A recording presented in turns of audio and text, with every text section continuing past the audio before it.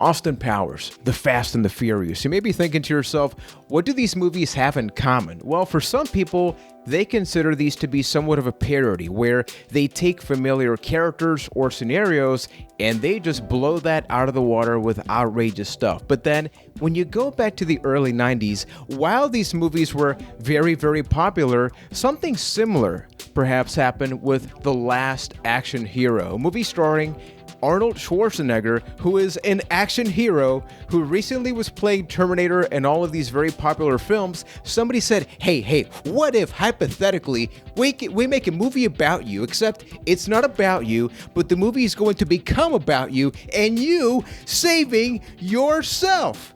If you have a headache, it's kind of what I had as I re-experienced this film that I kind of forgot that I watched until halfway through, where I kind of wanted to tune out. But hypothetically, is it still worth watching and listening a conversation to a movie like this? We are going to be reacting to The Last Action Hero. I certainly hope it is, or why are we here today? Hopefully. I mean, if it's not worth listening to the review, I mean, you don't got to check this out. But hypothetically, tried to save it. Yeah, I tried to save it. But hypothetically, you got three people that are going to be giving our respective opinions. My name is Juan Velas. I am from Puerto Rico, not from Puerto Rico, but he is from London, Ontario, that I know of. We do have the Hammy Ham Master Brickhouse, Keith Hamilton. Now, Wow. Keith, in your case, when we go back to 1993, which is the year this movie came out, what do you think about a film based on movies like this in the time where they were very popular?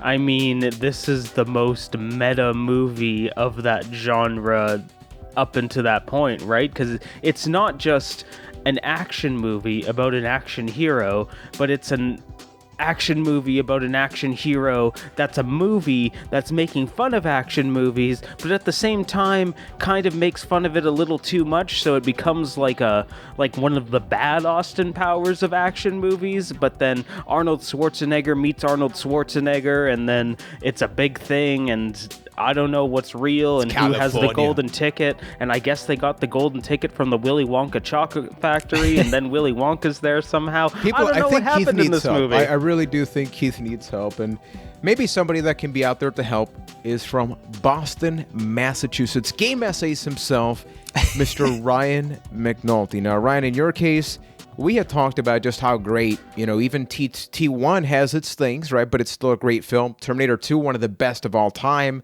And then here we have a movie, based on all of this, yet it's also starring the same person. Yeah, it's a surprisingly self-aware movie for the time period.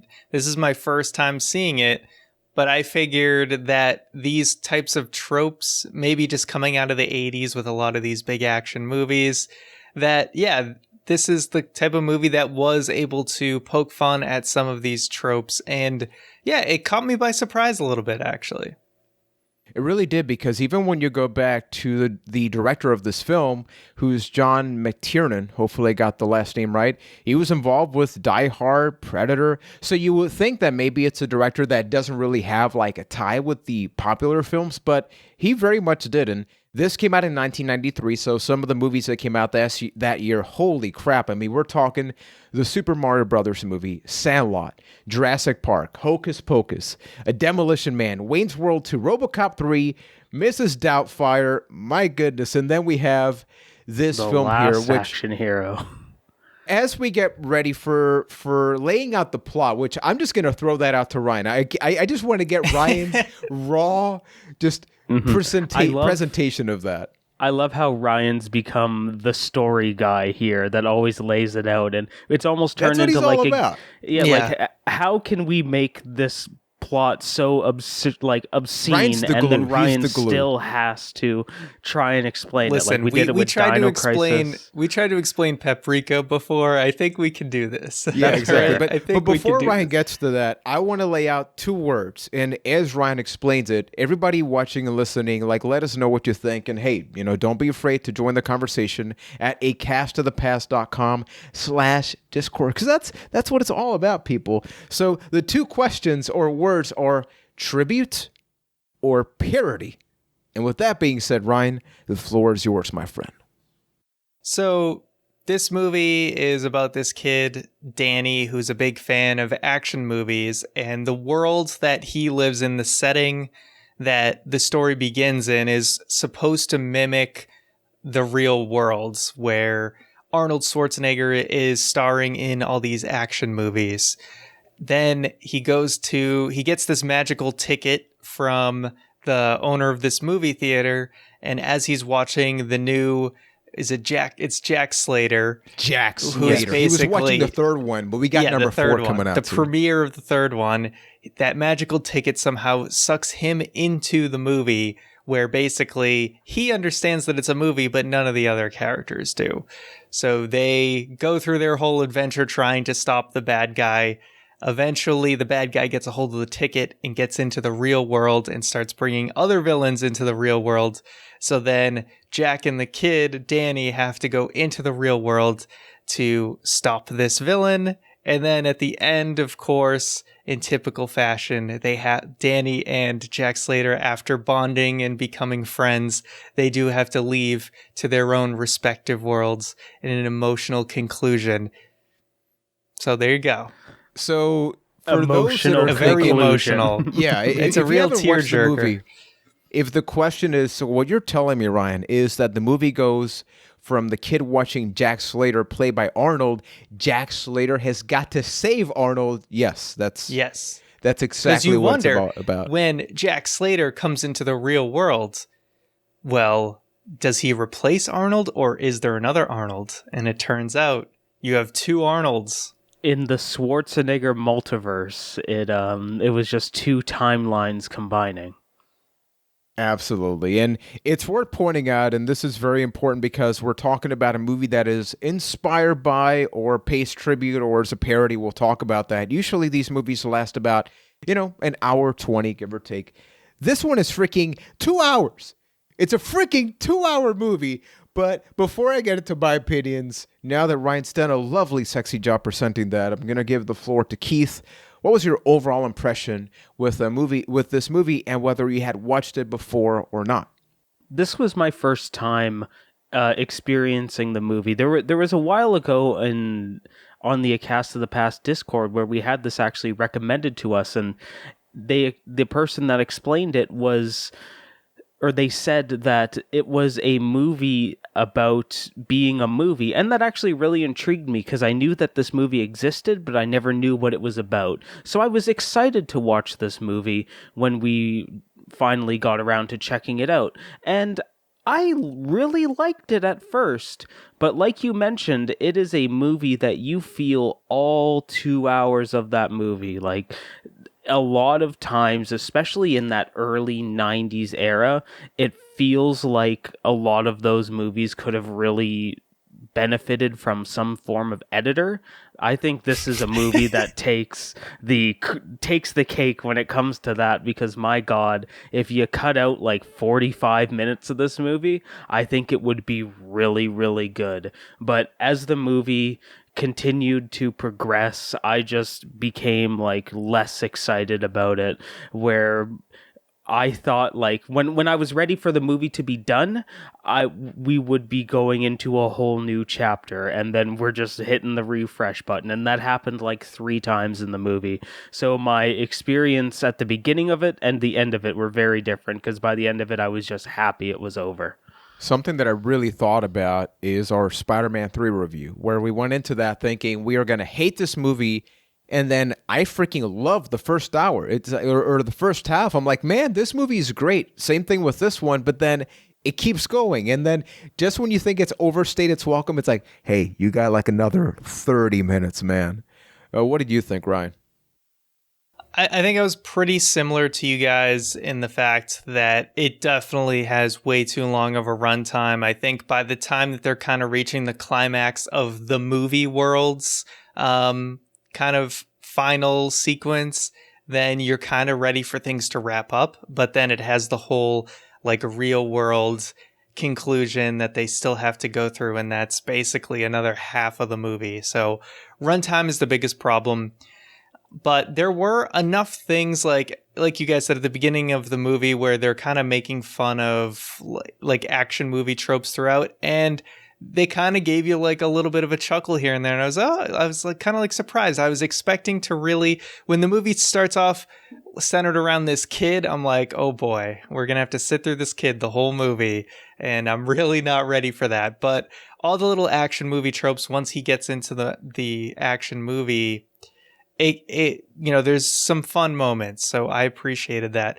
But I think the biggest problem with this movie for me is I think the tone is a little all over the place because, yes, it's mainly supposed to be a comedy, but it's like it kind of wants to be a family movie, but it also kind of wants to be a PG-13 comedy that's like more for adults, right? So I think with all the swearing and talking about cocaine and drugs and stuff, they probably should have just not had a kid. And I think it would have been more fun if we had a better adult actor who was going through this sequence. You just kind of have an everyman. Even like a teenager, like a later, like a 19, 20-year-old teenager that grew up on action movies and is in that situation. Yeah, just the fact that it stars a kid. It really feels like it's trying to be this family movie. It's trying to be like Blank Check. It's trying to be Kazam or something, but everything else is like way more adult with like gunning people down and drug dealers and all this stuff. And the thing is, what it's inspired by is like all of this violent, Die Hard, like all this stuff, which is like full adult oriented. And even though like, Terminator 2 is like the definition of a blockbuster movie, it feels like it's a pretty dark film, and it's kind of like a dream come true, because I think we've all had that dream of, hey, what if I was a part of the film? And I think that concept is cool, right? Mm-hmm.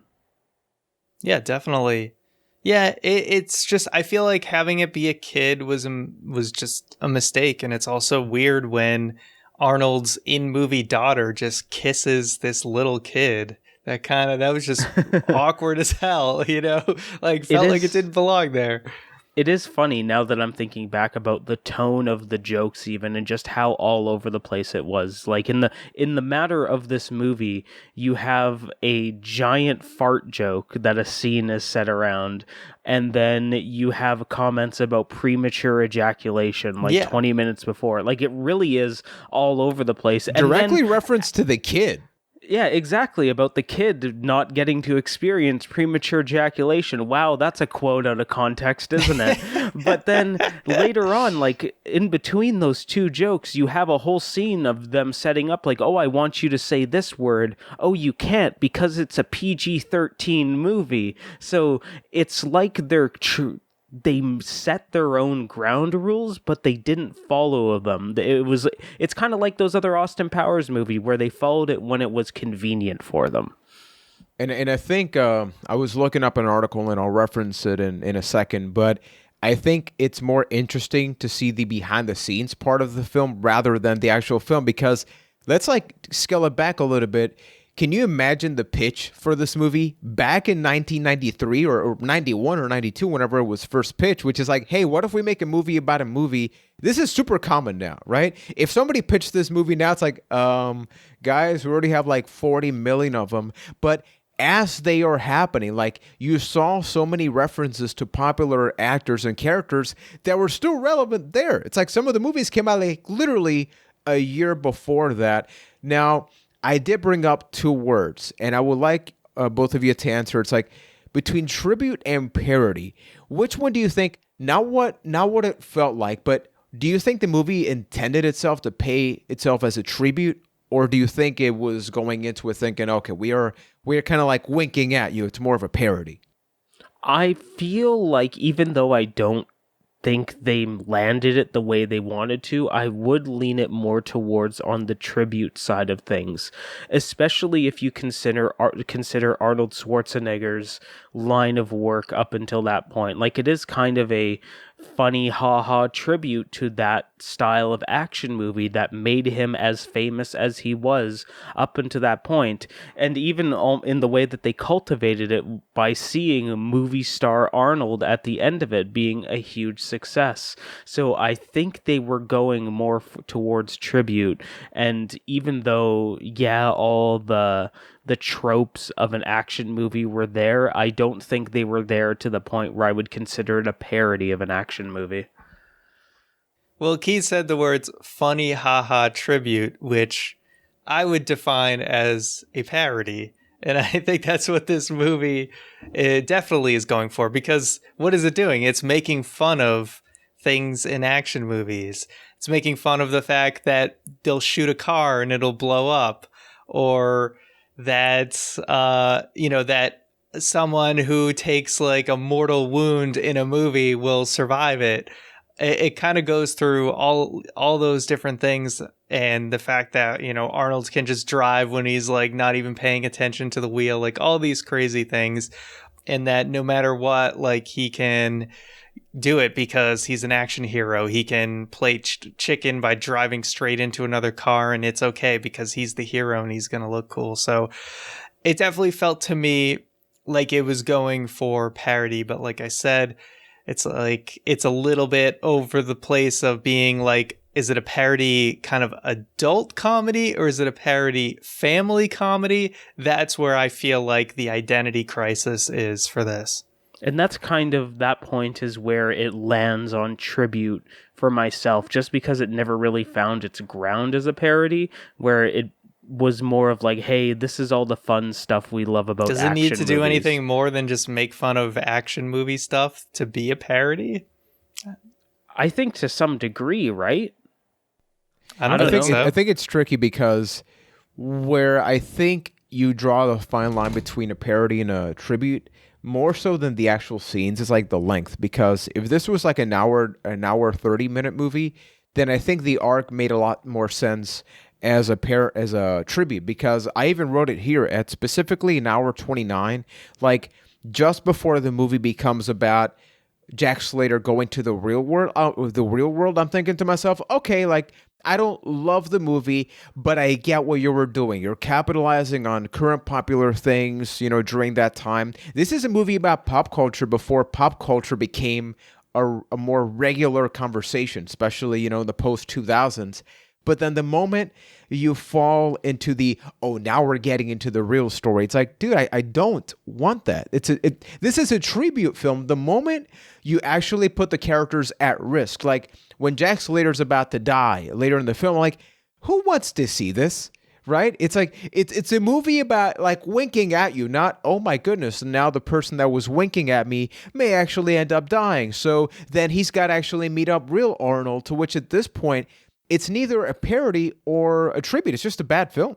So, yeah. It can be a parody and a bad film. Yeah, and it could be a parody, a tribute, and a bad film. That's true. That's film. True. So, I want to break down that scene a little bit, because this is the point where the film just totally lost me, and maybe you guys figured something out that I didn't. So, near the end of the movie, Slater does action hero things in the real world, but because he's in the real world, he gets shot, and, well, he might actually die. Then they bring the Grim Reaper from another movie? What? I totally tickets, lost dude. The that. ticket fell on the ground and there was water or something. I don't know if it conducted into the theater. The ticket is like the dumbest freaking, the cheapest, just... it's so infuriating. It's okay. Look, if a movie establishes it's just a magic thing at the beginning, then I'm okay with it, right? But they keep referencing it throughout the movie, and that's sort of like, just forget about it. It's okay if there's a magic thing, but you need to set ground rules with that kind of stuff, and they kind of just made the rules up as they go. Maybe that's the difference between us then. I think they did set the ground rules. I'm not saying that this is the greatest movie ever, but it's one thing if you just 3/4 into the movie, we never saw this ticket, and all of a sudden the bad guy has the ticket and he gets out of the movie and you're like, what the hell just happened? But we had the magic ticket at the beginning. It gets him into the movie and it gets other people out of the movies. I think that's fine. If you establish it early on that, hey, this is just a magic thing, yes, it doesn't make a lot of sense, but I'll accept it. So I think that's okay. I don't get like the whole thing, how it touched the ground at the theater. Did it somehow get into the theater? Maybe it did, but Yeah, the Grim Reaper thing was weird and kind of unnecessary. But then again, the last third of this movie was unnecessary. So I'm curious if the conversation became, what was your favorite thing about the movie? Starting with Keith, what really stuck out to you as like, hey, as a tribute or parody, whatever the hell it is, like I really enjoyed this. I really enjoyed the first act of the movie where it was very much an over-the-top action movie, kind of making fun of itself. That was the most fun I had with the movie. The thing that keeps popping into my head is Arnold Schwarzenegger going, "Miss the Whiskas!" and with that stupid cartoon cat. That was Danny DeVito, wasn't it? I think so. I think so. I think so. And then just how over the top they got with that. If they would have continued with that, I think I would have enjoyed a lot of the movie more, or just cut down the spots that they that when they decide to twist and go in another direction in the movie. That's where that slope kind of happened while I was watching, where that was the fun part that I remember the most fondly, and then kind of how they pointed out all of these different cliches from different action movies, like how all the women in that movie are like models because normal people aren't in action movies, and it's just like over the top good looking there's people. no like regular looking women. Every woman is a supermodel. And just how everything changes in the blink of an eye set wise. I mean, Stallone did star in Terminator 2. Yeah. And then, that was fun how Arnold Schwarzenegger doesn't exist in that universe because, well, he's Jack Slater in that. It can't happen. So that stuff was really fun, and I enjoyed that part of the movie a lot. Yeah, I agree. I think as much as I found the kid to be kind of annoying, I did appreciate the references, like the basically bringing up that cop guy was that he was in the Mozart movie. The actor was in the Mozart movie, and he killed Mozart in that movie, because that actually was a movie that I think came out pretty close to when this movie came out. So the fact that he's like bringing up stuff like that this actor has done in other movies, so like, oh, he's going to portray you because he killed Mozart in that other movie. I thought that was pretty clever, things like that. And even the animated cat, just him bringing up the fact that like this has to be a movie because otherwise there couldn't be an animated cat, but everyone else is like, oh, that's Mr. Whiskers. So they definitely had their fun with it, but yeah, the joke runs tired, and so does the length of the movie. Not to sound like a broken record, but I think we're kind of all on the same page with that. Yeah, I think that's something that I really enjoyed, but also hated is the kid, because the concept of what he is, it's like Scott Evil and Austin Powers. It's almost like it's Scott Evil as a kid, because Scott Evil in Austin Powers is self-aware. He's always pointing out the plot holes. It's like, why are you letting somebody go? Just shoot the person. There's one part in the movie where the kid just flat out goes like, hey, you never turn your back. But then he doesn't realize that, ironically enough, he's doing the same thing. So then he becomes trapped and all that stuff. And I do think it's very much enjoyable. I think the problem, and we've seen this with Austin Powers, we'll see this with probably other tribute-based stuff that we talk about. What's I forgot the name of the movie. It's the one with Stallone and everybody. The Expendables? Yeah. Thank you. With the Expendables, and even Tropic Thunder to a point, although I think Tropic Thunder does a great job of this, right? Which is, how do you dance with the genre? Because you have action and comedy. Like at the end of the day, you're going to have these two genres together, but then give me too much comedy, it becomes a parody. Give me too much action, it becomes too serious and not enough of a tribute, right? So narrowing that down, plus let's not forget, we love Arnold, but Arnold's not exactly the best actor, right? And this is still like, let's not forget, he was a freaking Terminator, right? So like that is what really worked. And other roles also just poke fun at that. I just thought about it at the beginning of the movie where he said, do you want to be a farmer? Here's 2 acres. And then kicks the guy in the nuts. It's so bad.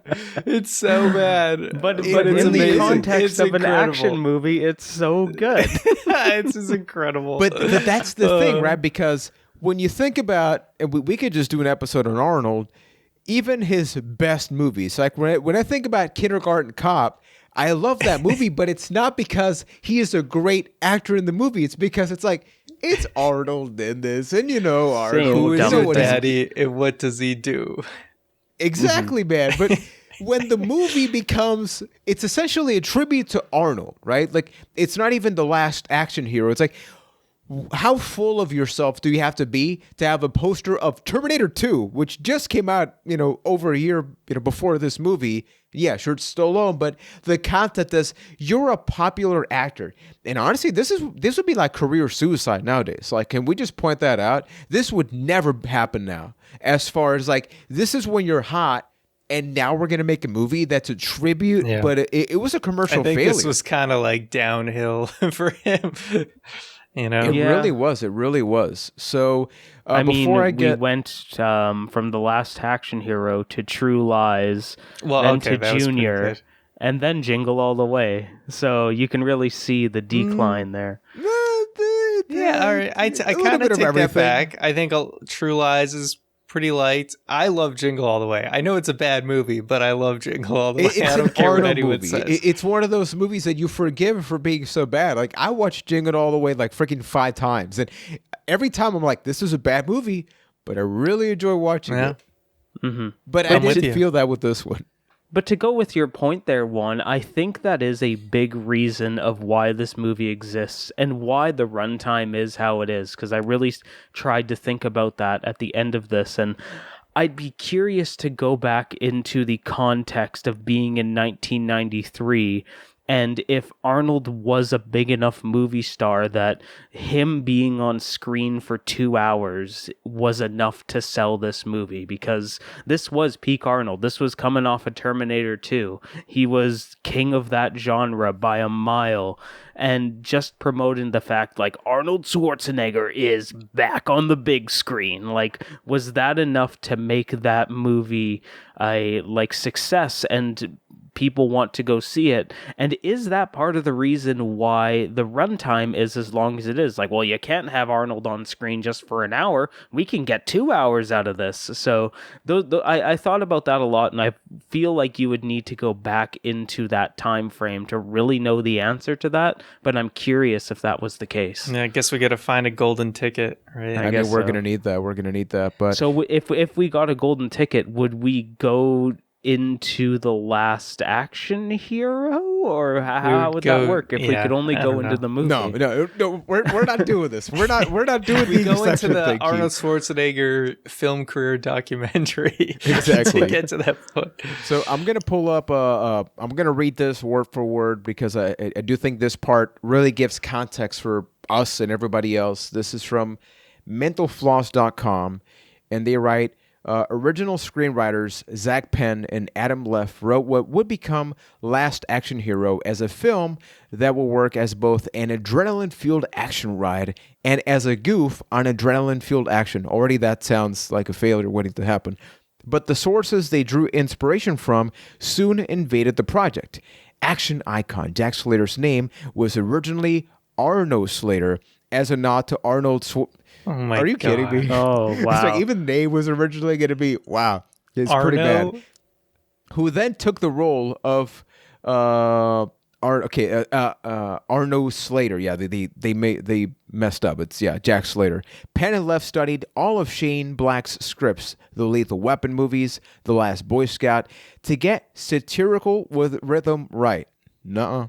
But then Black was hired to rewrite their script. They also used Die Hard and other John McTiernan-directed movies as a baseline for the movie's style, and then the director himself was hired to direct this movie. Their comedic love letter, was taken over by titans of the very genre they were mocking, who were then put in charge of mocking themselves. Okay, so what I'm getting from the article is, hypothetically, imagine the three of us decided to write a spoof of Terminator 2, then all of a sudden you're like, oh, we're getting the director of Terminator 2 to write the movie. James Cameron's going to come in and to direct it, exactly. Yeah. Oh, and the actor, guys, we kind of have Arnold playing this role. It's like, the character we're making fun of, that must have been very awkward, right?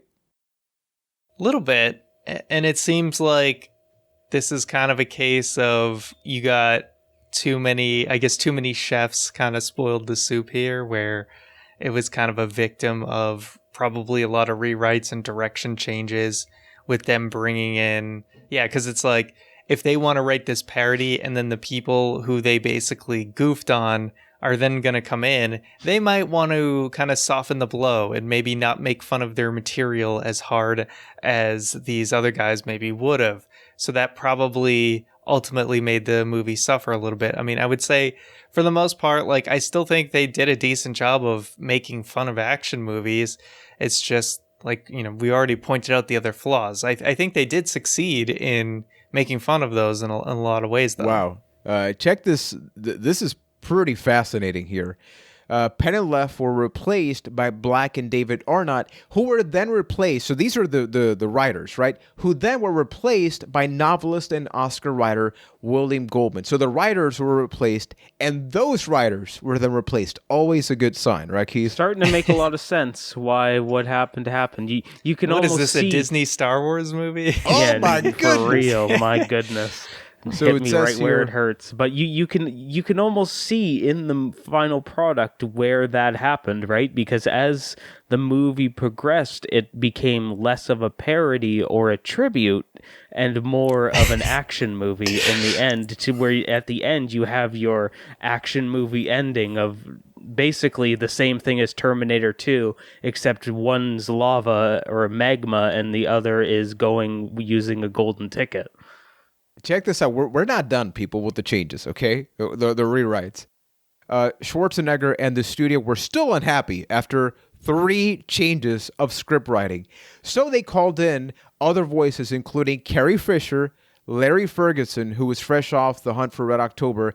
The studio then tried to rehire Black to punch in some action sequences, but he refused. He said it just made people breathe easier throwing money at this enormous behemoth. The multitude of writers was a major reason the movie ended up. I would love to watch a movie off this.